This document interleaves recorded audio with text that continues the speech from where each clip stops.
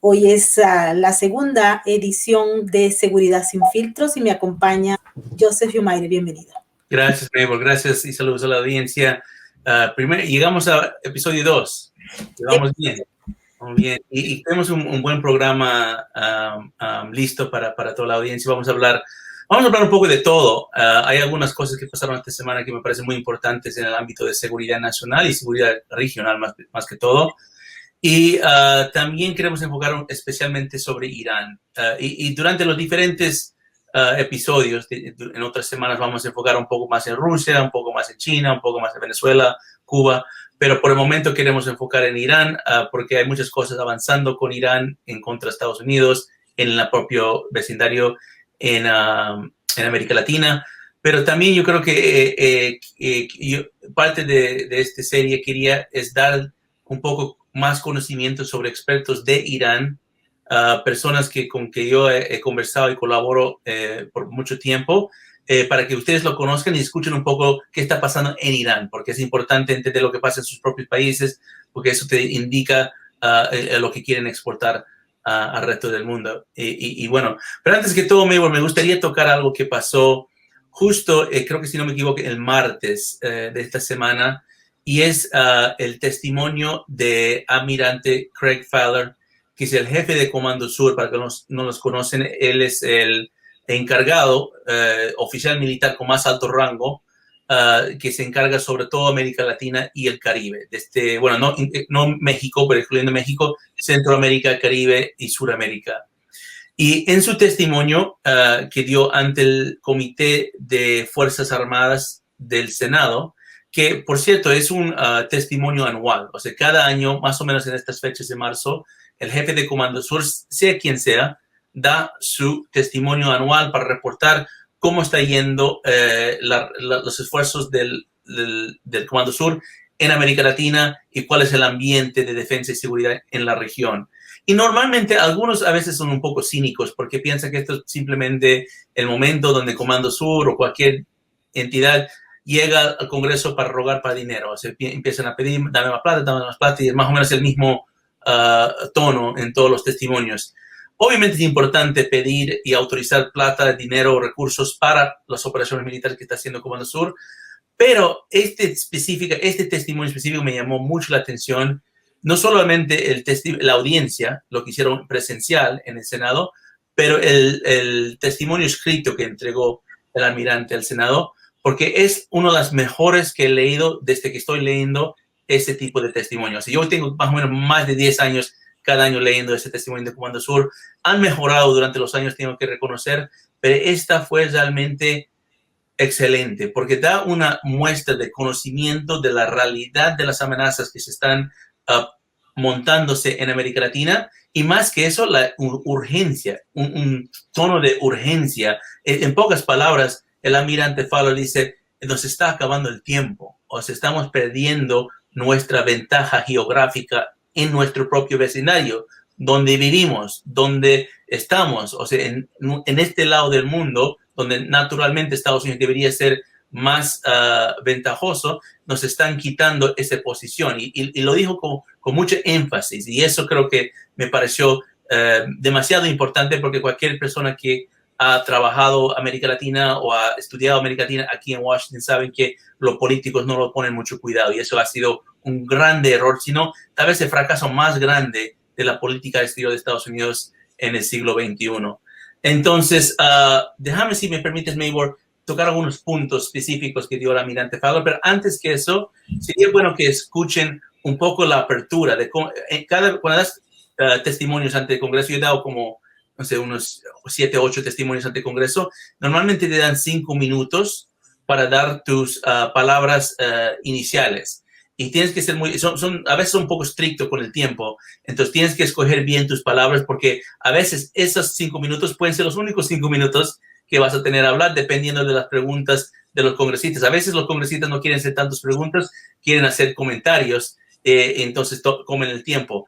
Pero esos 5 minutos son suyos como testigo y tienes que utilizar muy bien. Le vamos a mostrar un fragmento de lo que dijo almirante Fowler ante el Senado de Estados Unidos, pero va a ser subtitulado. Obviamente él dio su testimonio en inglés, va a ser subtitulado, pero después lo conversamos un poco de lo que dice. Así es, adelante con el video. Man. Now more than ever, I feel a sense of urgency about the global threats we face here in our neighborhood, this region of our home. This neighborhood is our home. It's a shared neighborhood. It's a hemisphere which is of vital national interest to the United States. Two of the most significant threats we face are China and transnational criminal organizations.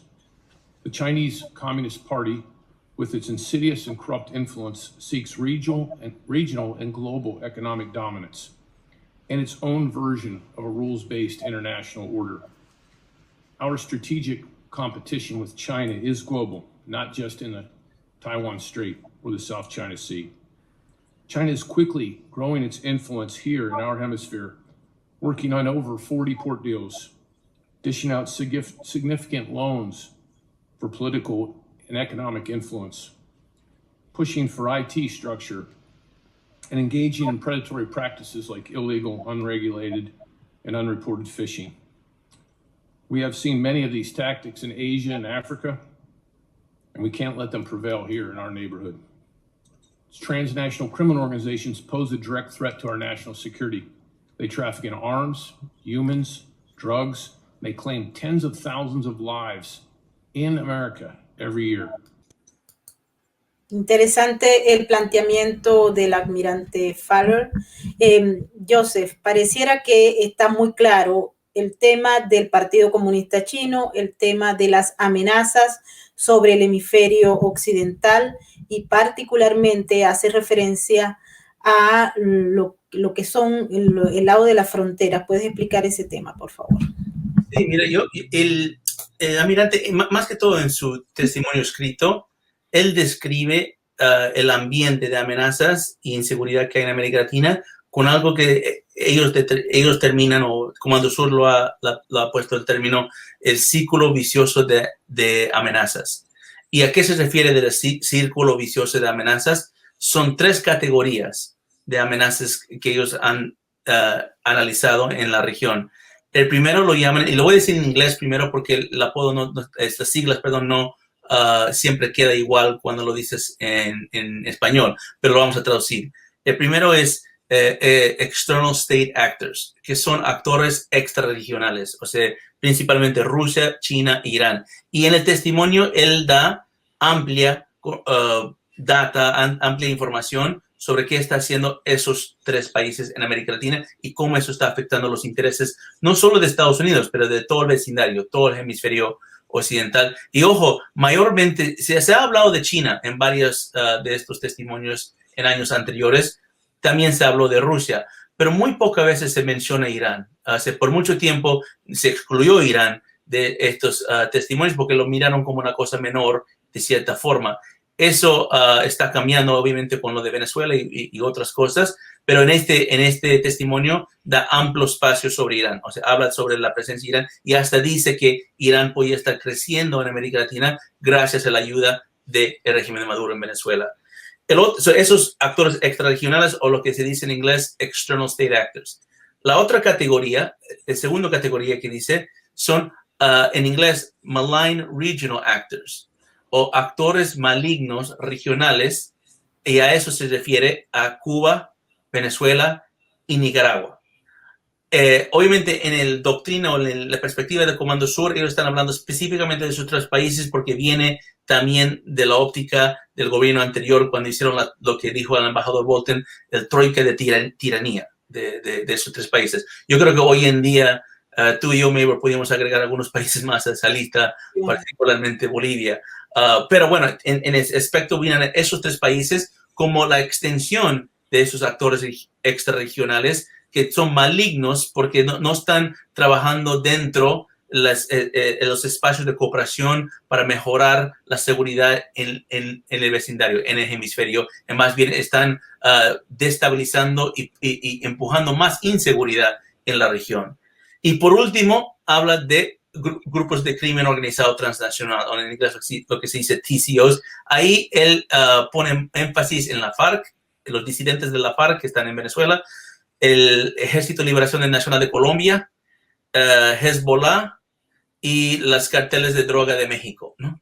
Aunque México no pertenece a Comando Sur, pero su colega estaba ahí de Comando Norte y él presenta también esos temas porque todo se mezcla para las mismas tipos de amenazas. Entonces, esos tres actores extrarregionales, actores malignos regionales y grupos de crimen organizado transnacional son ese círculo vicioso de amenazas. Entonces, eso suena tal vez básico para algunos, porque cuando los explicamos, le dicen, bueno, obviamente sabemos que esto es así, los que viven en América Latina entienden que es así, pero tienen que entender que los políticos del Senado, los senadores, no entienden esto, y lo tienes que dibujar de una forma muy organizada, que tiene un concepto muy académico y que algo que suena como podía ser sentido común, porque así entra en la conciencia de los senadores y ellos pueden reaccionar. Él da mucha data en el testimonio, habla del crecimiento económico de China y cómo ellos han podido usar su economía para poder endeudar a países y después usar esos países para ganar más espacios y territorios. Habla del incremento de presencia naval de Rusia. O sea, esto es un dato que yo no sabía, pero desde 2008 hasta 2014, Rusia tenía 5,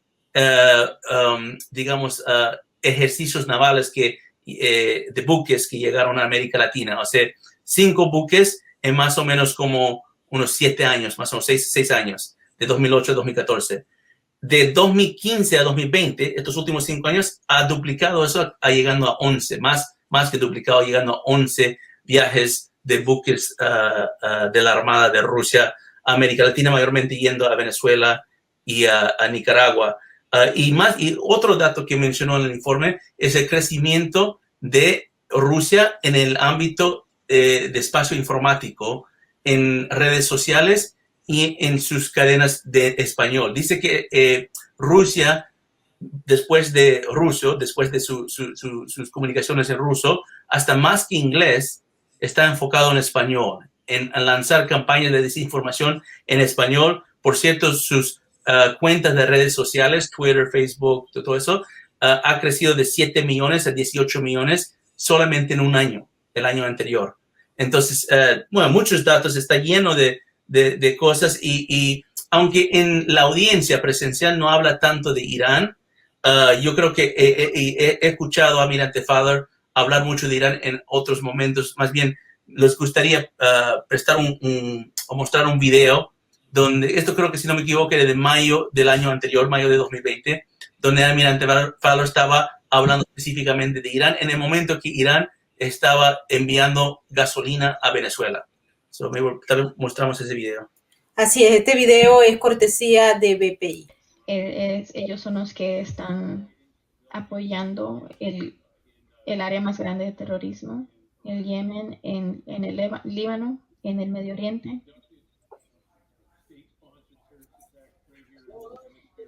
Y también han apoyado ataques territoriales en este hemisferio.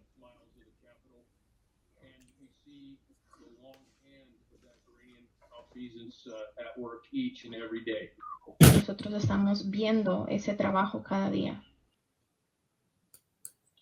Él está viendo ese trabajo cada día. Esta frase es importante porque ellos no paran, Joseph. Hemos visto los grandes movimientos que se están haciendo en toda la región y particularmente siempre nos referimos al caso de Venezuela, que creo que es particularmente estudiado por el Comando Sur, así como también lo del área de la Triple Frontera. Sí, mira, Venezuela también fue mencionado con mucha atención, menciona la crisis migratoria, la crisis humanitaria, habla de la vinculación de Maduro con narcotráfico, de la vinculación de Maduro con grupos terroristas, da toda esta información. Me olvidé un dato también que me pareció interesante y no sabía. Hay algo en inglés que se llama ISR, que es inteligencia, vigilancia, que es surveillance en inglés, y reconocimiento. Eso es una línea de autorización y presupuesto dentro de Defensa de Estados Unidos que se encarga a dar toda la capacidad a las diferentes unidades militares en cómo hacer inteligencia en el área aeroespacial. los drones, los aviones no tripulados, los satélites, las comunicaciones, todo eso, lo que se conoce, ¿no? Inteligencia técnica más que todo. Y el almirante Fowler dijo que Comando Sur reciba menos de 1% de los recursos de inteligencia técnica, vigilancia y reconocimiento de todo el Pentágono, de todo el Departamento de Defensa. Menos de 1%. Imagínate, América Latina tiene menos de 1% de lo que Estados Unidos está utilizando en colección de inteligencia técnica a nivel mundial. Entonces, él dice, claro, hay cosas que nos van a escapar. Hay cosas que no vamos a ver. Si los iraníes están mandando una cantidad de buques y están mandando una cantidad de aviones, no vamos a colectar todo porque por general no tenemos la capacidad y recursos para hacerlo. Uno a veces piensa que Estados Unidos está mirando todo. Y es cierto lo que dijiste, Maybor, lo están haciendo con los recursos que tienen cada día, pero eso no significa que tienen los recursos necesarios para el volumen de actividad que está pasando en la región. Y eso es un punto que creo que él quería dar énfasis, que estamos haciendo lo mejor que podemos, estamos buscando formas nuevas y métodos nuevos para innovar y trabajar con nuestros aliados, pero a fin del día está pasando muchas cosas en la región. Y eso va a lo de Irán, porque Irán es uno de los menos visibles actores. Rusia se le puede ver, de cierta forma. Bueno, han mandado portaaviones, han mandado buques. China se ve en todo lado, porque China es un socio económico de casi toda América Latina, es el número 1 socioeconómico de Perú, Chile y Brasil.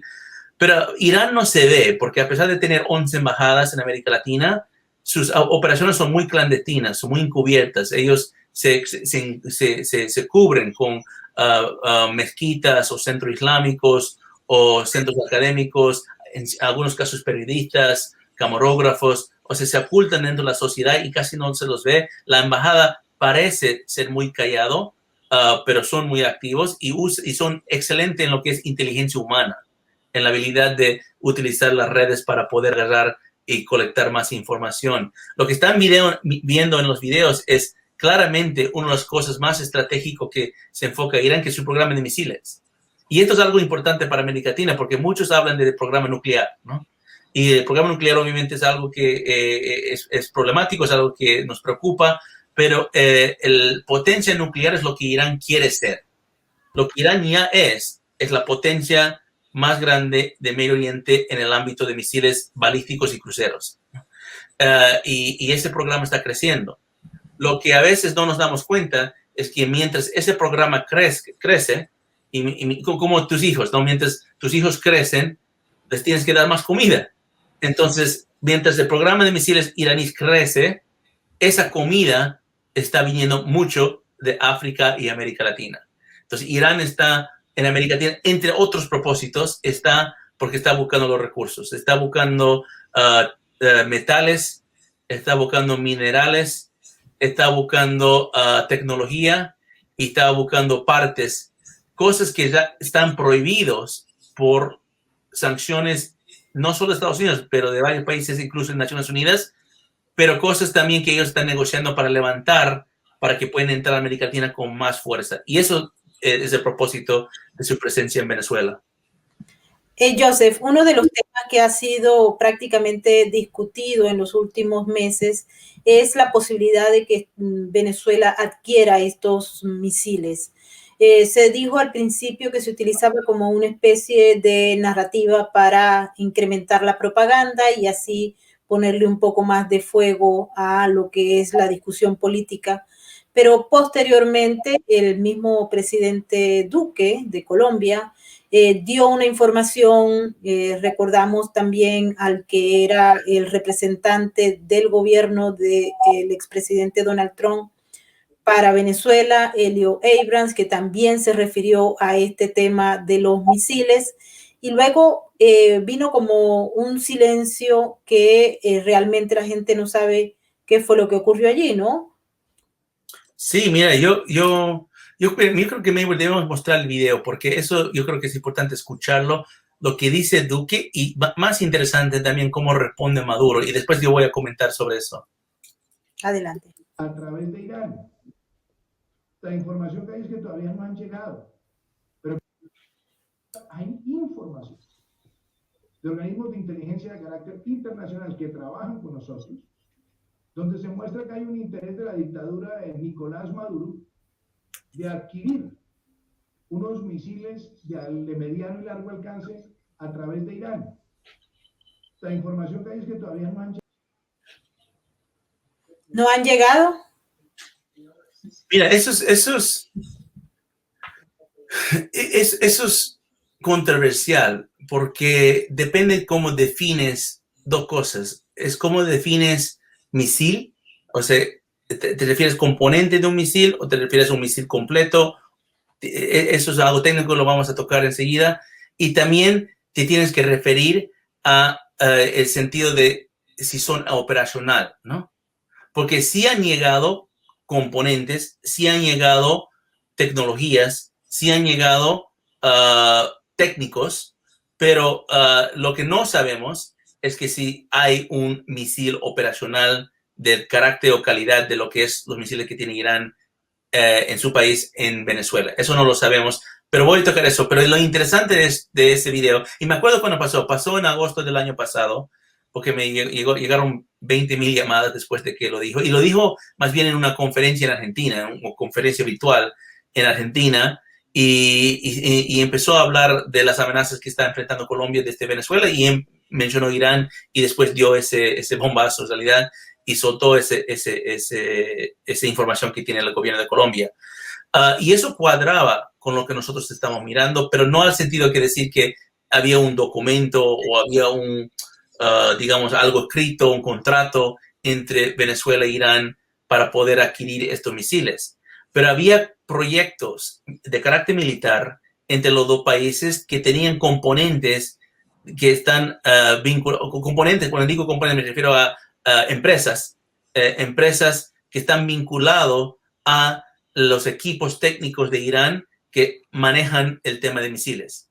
Entonces, eso lo voy a describir entre poco, pero me causó interesante porque justo después que dice eso Duque en Colombia, como es normal, Maduro responde, pero responde de su forma más sarcástica posible, porque pienso que a veces cuando él reacciona así sarcástico es porque está ocultando algo, y yo creo que sería bueno que vean el video. Duque, ¿no? Denunciando que nosotros que compramos unos misiles en Irán. Yo les voy a decir algo, pero se los voy a decir aquí en esta reunión privada, secreta, que no se sepa. ¿Me guardan el secreto? Levanten la mano a los que me van a guardar el secreto. De verdad que esta idea de Iván Duque no está mala. No se me había ocurrido. No se nos había ocurrido, padrino. Qué buena idea hablar con Irán y ver qué misiles tienen de corto, mediano, largo alcance, y si están nuestras posibilidades, dado las grandes relaciones que tenemos con Irán, comprar buenas baterías misilísticas para reforzar la defensa aérea, antiaérea, terrestre, misilística de Venezuela. No es mala idea, Iván Duque. No lo habíamos pensado. De verdad, cuando yo escuché a Iván Duque, dije, Dios mío, ¿y por qué no habíamos pensado eso? Si Irán tiene tremenda tecnología. Definitivamente, Joseph, es una práctica de venezolanos de ese calibre. Uno sabemos que él es venezolano o no.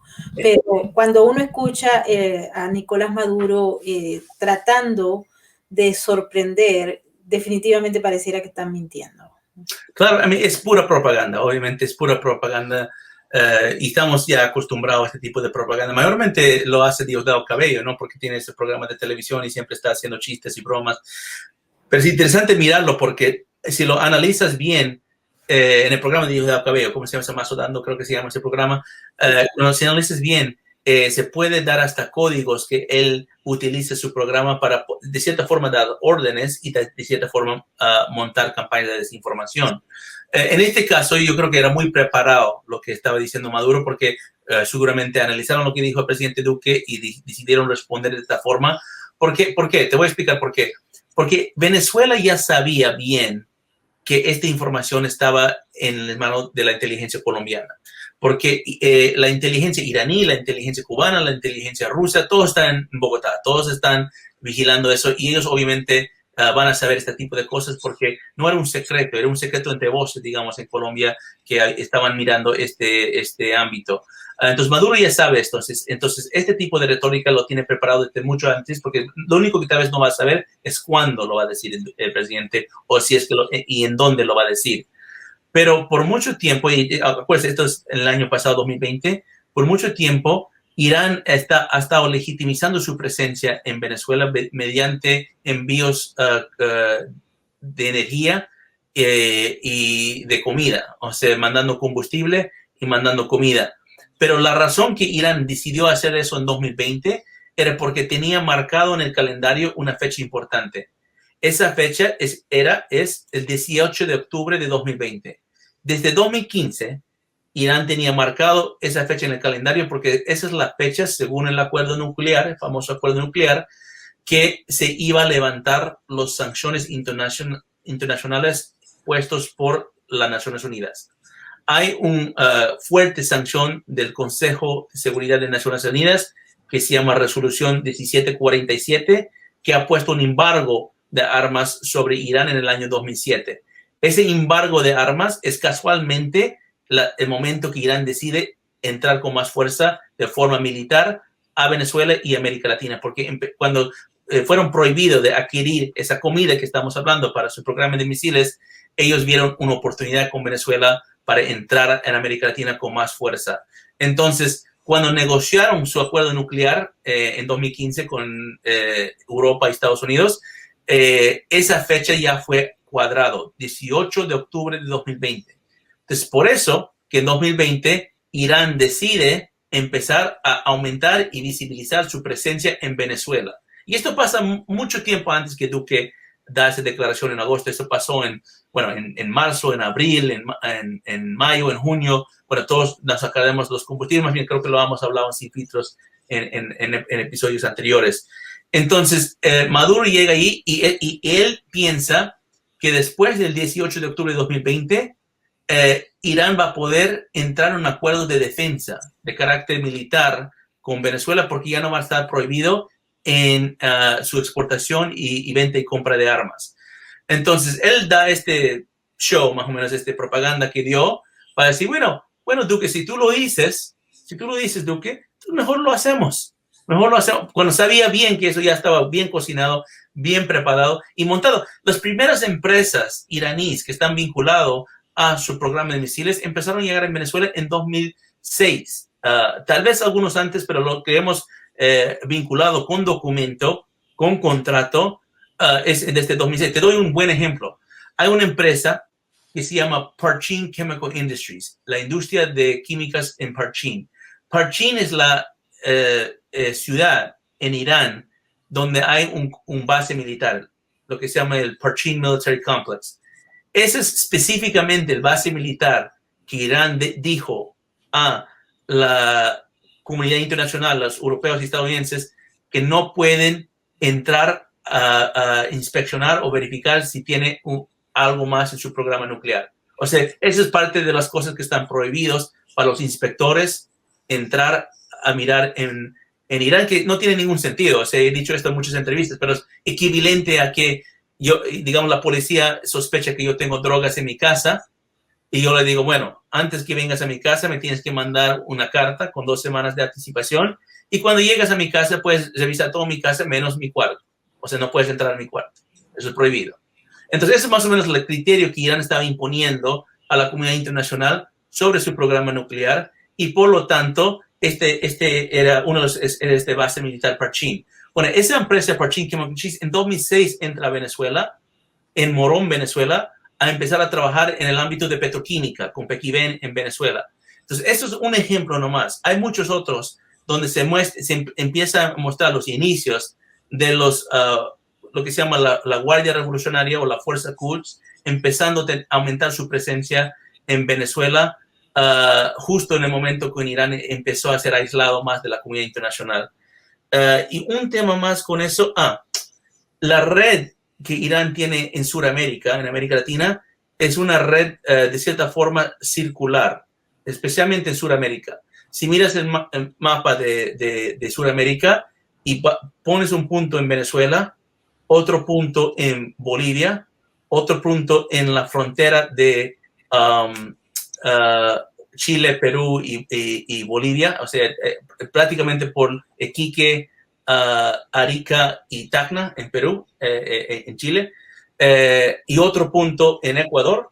Te das un círculo de cómo trabaja la proliferación y procurar y adquirir estas materias primas y tecnologías y materiales para el programa de misiles de Irán. O sea, ellos montaron una red. Esa red consiste de empresas de fachada, empresas de cobertura, de grupos no estatales, de traficantes de oro y de otros minerales, y también trabajó con la protección de ciertos gobiernos. Eso fue en su momento, obviamente, el gobierno de Chávez y después Maduro, también el gobierno de Evo Morales en su momento en Bolivia, y también el gobierno de Rafael Correa en Ecuador. Y ese círculo, esa red de proliferación que Irán ha montado en América Latina está todavía activa. Es más bien, está más activa hoy que antes. Joseph, cuando uno habla de los programas que tiene Irán, tanto en América Latina como para Europa, y sin olvidar el tema de Israel y del Medio Oriente, uno se pregunta por la política de los Estados Unidos, por la política de Joe Biden. Él ha señalado que va a regresar al acuerdo nuclear que se abandonó durante la presidencia de Donald Trump.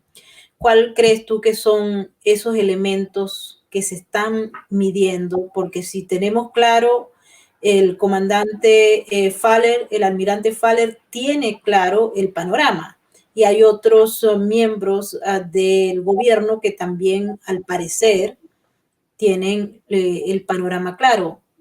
¿Qué crees que es lo que está pasando allí? ¿Por qué volver al programa nuclear? Bueno, hay una diferencia entre política de Estado y política de la Casa Blanca en muchos aspectos. Eso siempre pasa con cualquier nuevo gobierno. Entra un nuevo gobierno, ellos revisan la política de Estado, a veces no va con su política de prioridad de su partido o de su propia posición sobre estos temas. Entonces empiezan a cuadrar las cosas. Más bien, doy un ejemplo. Hemos visto esto justo esta semana. No sé si vieron un informe que salió por la Oficina de Dirección de Inteligencia Nacional de Estados Unidos. Es una agencia que maneja coordina todos los 17 agencias de inteligencia en la comunidad. En inglés se llama DNI. Sacaron un informe hablando de las elecciones de noviembre de 2020. Y según este informe, dice que China no ha hecho nada para interferir en las elecciones de noviembre de 2020, pero Rusia sí, Irán sí, y hasta da una mención de Cuba y Venezuela que intentaron tal vez un poco, pero no con tanto éxito como Irán y Rusia. Entonces da este informe, pero lo curioso de este informe es si vas, creo que fue 2 meses o si no ahora 3 meses atrás, en diciembre de 2020, esa misma agencia, que esa agencia no es una agencia de política de Estado porque está muy vinculado a la Casa Blanca, porque es para coordinar lo que es de las diferentes agencias. Entonces, ellos reciben información de todas las agencias de Estados Unidos. Entonces, en diciembre de 2020, esa misma oficina, esa misma agencia, saca un informe parecido bajo otro director unos meses atrás y dice completamente lo opuesto. Dice que China sí intentó interferir en las elecciones de noviembre de 2020. Entonces, eso te demuestra un poco cuál es la diferencia política de Estado y político de la Casa Blanca, porque claramente no creo que haya una diferencia, no creo que nada cambió en la inteligencia drásticamente para que la política de Estado cambie de diciembre a marzo. Lo que cambió es la política de la Casa Blanca.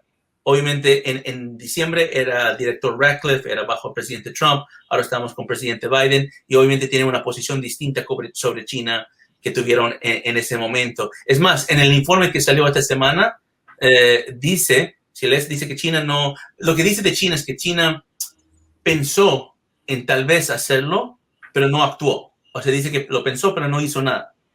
Pero hay algo donde dan una declaración en el mismo informe donde lo llaman una análisis minoría de la comunidad. O sea, un análisis de la comunidad, pero que no es la mayoría, no es el consenso, es la minoría. Y dice que hay algunos en la comunidad de inteligencia que piensan que China sí actuó, ¿no? Hasta el mismo informe muestra que no están 100% consenso en este tema. Entonces, eso va a tu pregunta sobre Irán. Lo mismo pasa con Irán. Política de Estado de Estados Unidos es mirar a Irán como un adversario de nuestro país y como un país que aporta terrorismo y que ha construido una estabilización mayor en el Medio Oriente.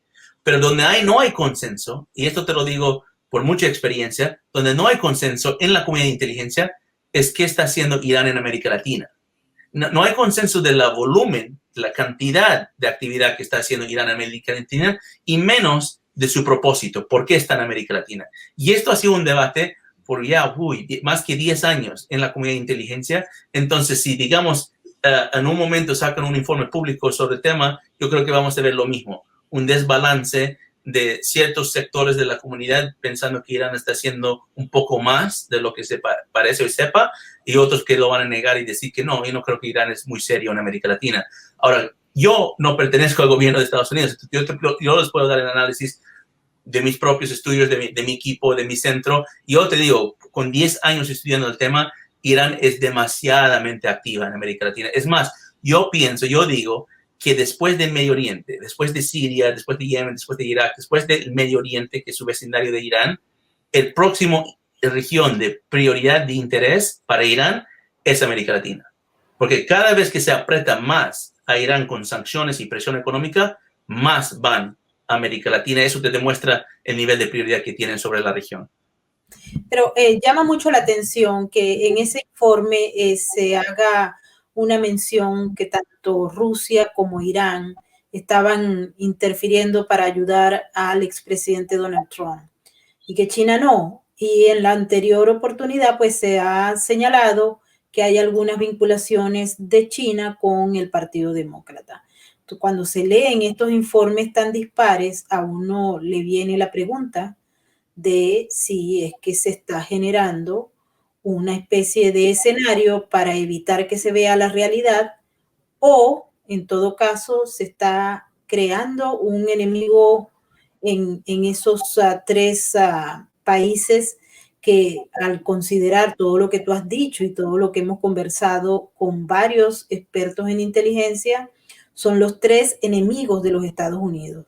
Pero en este informe se suaviza China y se le pone peso a Irán. El informe dice que Rusia prefiere que Trump se mantiene en Casa Blanca y Irán prefería de Biden, ¿no? Eso es lo que dice el informe, y que China no tenía preferencia. Más o menos lo que dice el informe.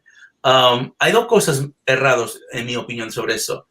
Uno es, yo no pienso que Irán, Rusia, China les importa realmente quién es presidente. Obviamente, tal vez van a tener su preferencia a voces cerradas diplomáticamente, o sea, en forma de con quién pueden tener más acceso, con quién pueden tener mejor relación, o con quién pueden abusar una relación, o con quién pueden manipular más fácil. Eso obviamente lo van a pensar.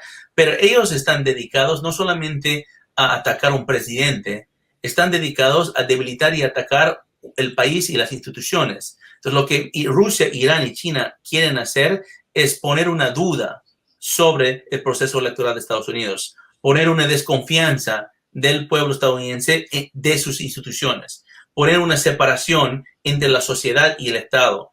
Entonces, eso es el interés de los tres. Entonces, yo creo que este informe, pensando que Rusia va a preferir esto, Irán va a preferir lo otro, es un poco entrando en una conversación partidaria que no creo que es el propósito de sistemas. Ahora, las redes sociales puede ser que da esa digamos, indicación. Pero claramente yo pienso que puede haber escenarios hasta donde se dividen. O sea, Irán decide, bueno, nosotros vamos a dedicarnos a atacar a Donald Trump, ¿no? Rusia dice, nosotros vamos a dedicarnos a atacar a Biden. Porque si atacas los dos candidatos, de cierta forma vas bajando el prestigio del país por completo. Entonces, ellos dos, aunque están, entre comillas, atacando diferentes candidatos, en realidad lo que están buscando es caer el sistema total. Entonces, yo creo que ese es el primer error que de cierta forma la comunidad de inteligencia estadounidense tiene que empezar a mejorar. El segundo, me parece, es que hablando de Rusia, China e Irán hoy en día, en 2021, es hablar de lo mismo. O sea, decir que Rusia interfirió, pero China no, pero Irán sí, pero, es hablar como si estos países no se hablan entre ellos.